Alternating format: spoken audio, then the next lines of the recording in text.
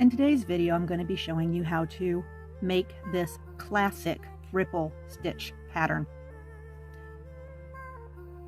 So while it's a pattern that most people can remember their grandmother making, it can easily be updated by using modern yarns. Like, for example, these new colors add a more luminous kind of effect to it.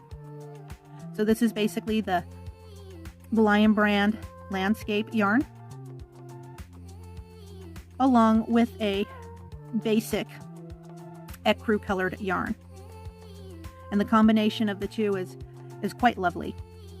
And this piece was made with an H size hook and the medium weight worsted yarn.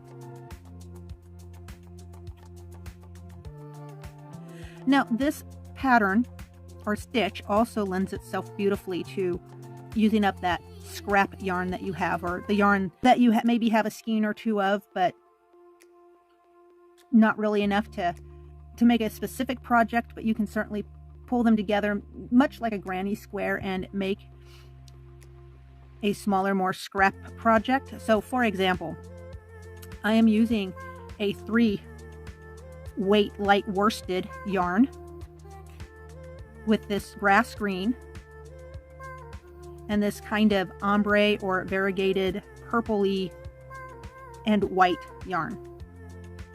You may recognize this in a future video. I'm currently working up a design pattern for a baby Afghan with this, but I thought this would be a good time to actually show you how to do a classic. My name is Sig, and what a pleasure it is to have you with me at this time. It's your interest and support that allows me to contribute new content and weekly videos. Help us all grow together by tapping the subscribe bar, notification bell, and like buttons. I look forward to your comments and always value your feedback. Now let's get started. So for our demonstration today, I'm going to be using this grass green Bernet Softy baby yarn. It's a size 3, a light worsted weight yarn, basically acrylic. And I'm going to use a size F hook with that. 3.75 millimeter. So now while I'm using this particular yarn and size hook, this is just one of those patterns that you can use any size yarn as long as you use the appropriate size hook to work with. So really that's all going to be up to you. Now for the classic ripple stitch pattern, we're going to work in multiples of 12. So we're going to work in multiples of 12, and then we're going to add a plus 3.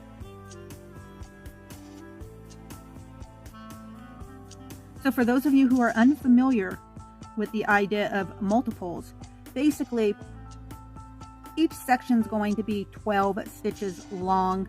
And so if I wanted something that was going to be 24 stitches long, then I would count 24 stitches, and then I would add an additional 3 stitches onto that count. So if I wanted something to be 36 stitches long, I would times my 12 count by 3, of course, and then I would add that additional 3 stitches. So instead of being 36 stitches, I would chain 39 stitches. This video, I'm going to go ahead and I'm going to do 2 multiples of 12 plus 3. So that'll give me a total of 27 foundation chains that I need to crochet. So 1, 2, 3, 4, 5, 6, 7, 4, 25, 26, and 27. Next, I'm going to place a double crochet in the 3rd chain from my hook. And because I'm at the end here, I'm going to place an additional double crochet in that same stitch. Then I'm going to double crochet 4 times. 1, 2, 3, and 4. Now next I'm going to crochet 2 double crochets together with a skipped stitch in between. And basically This is a decrease stitch for those of you who are familiar with a decrease stitch with a stitch in between. And what I mean by that is I'm going to begin by beginning my double crochet, and I'm only going to pull my loop through once for that first double crochet. Then I'm going to skip the next chain, and I'm going to begin my second double crochet in the chain after that. I'm going to yarn over, pull my loop through, yarn over again, and pull my loop through again. So now I have 3 loops on my hook, and I have 2 double crochets that I have begun. Next, I'm going to yarn over, and I'm going to pull my loop all the way through those 3 loops that were on my hook to create a single stitch. So basically I've taken 3 chains or 3 stitches down here, and I've combined them into 1 stitch here in this first row. And what that's going to do is it's going to create my first valley. Now I'm going to go ahead and I'm going to double crochet in the next 4 stitches. So 1, 2, 3, and 4. So now in my next stitch, I'm going to create my first peak.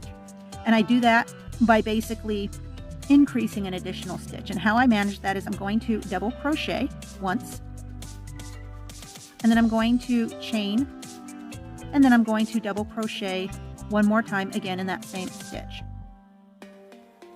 So basically, in order to create that peak, we've put 2 double crochets with a chain stitch in between them into the same stitch.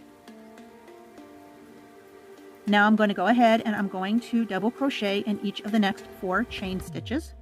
So 1, 2, 3, and 4.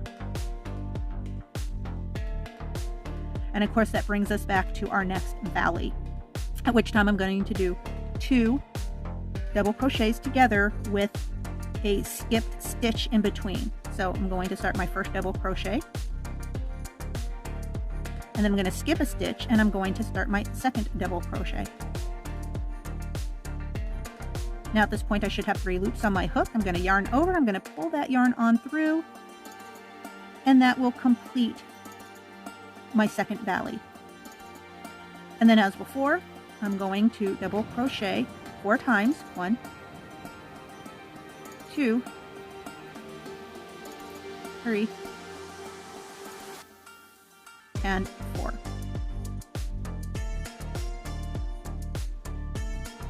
Now this brings me to my next peak, but this peak happens to be the end of my work. So what I'm going to do here is I'm going to put 2 double crochets in the same stitch, with the exception of the chain.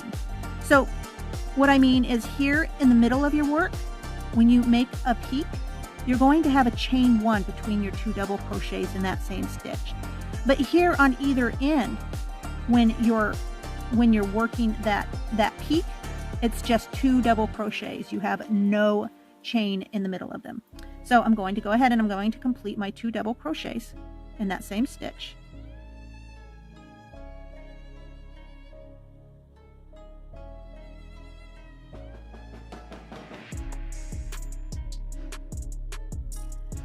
And that is the completion of row 1.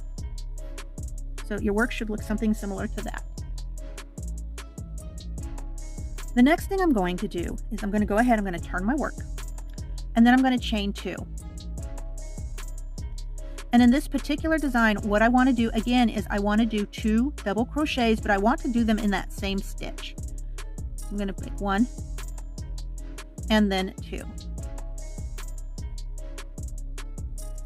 And then I'm going to double crochet in the next 4 stitches. So 1, 2, 3, 4.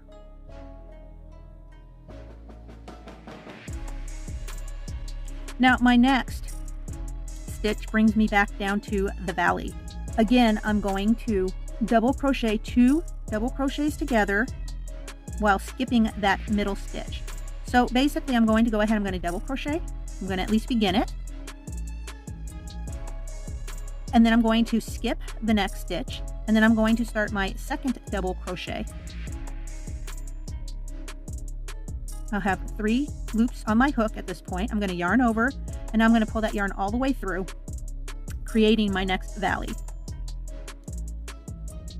pulling those 3 stitches into one.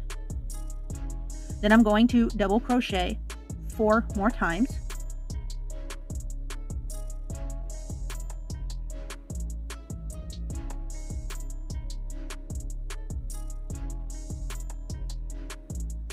And now I've been brought back to this chain stitch here at the very top of my first peak. And I'm going to go ahead, I'm going to double crochet and chain 1 and double crochet again in that same stitch. Then I'm going to double crochet 4 times.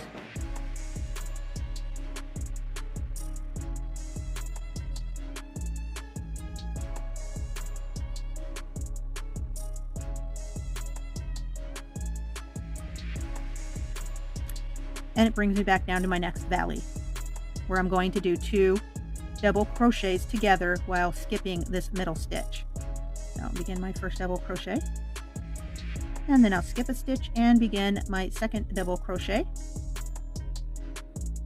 And then I'll yarn over and pull that yarn all the way through those 3 loops on my hook, creating the stitch in my valley. And then I'm going to go ahead and I'm going to double crochet 4 more times.